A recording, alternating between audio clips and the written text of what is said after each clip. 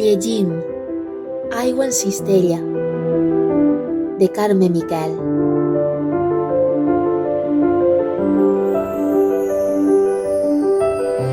Una història intimista, d'amors i desamors.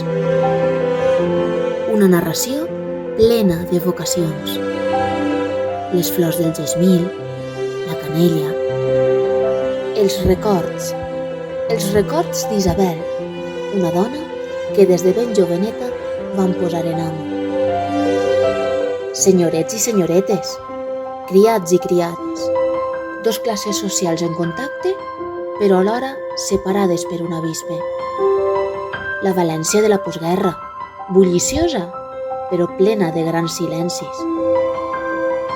Barcelona, Montpeller. L'aparició de les notes d'un escriptor enamorat en silenci. M'encisa mirar-la quan creu el carrer justament per davant del meu finestral. M'embadalix la contemplació d'aquesta bellesa serena, gairebé de formes perfectes. Espera amb ansietat el moment fugaç de la seva presència 2 vegades al dia. Malgrat la modèstia de la seva vestimenta, té un aire digne i un parar gràcil. Només les mans, unes mans enrogides i amples que s'endevinen aspres, delaten la seva condició de treballadora. Mans de dona que l'aigua i el sabó han fet esdevenir rudes.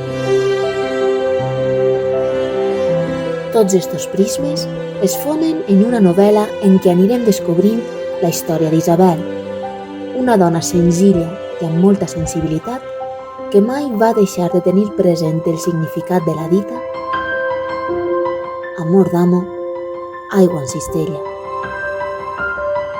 Com va dir l'autora, és la història d'una dona digna. T'animes a llegir la novel·la? Avant, la pots trobar ací. Llegim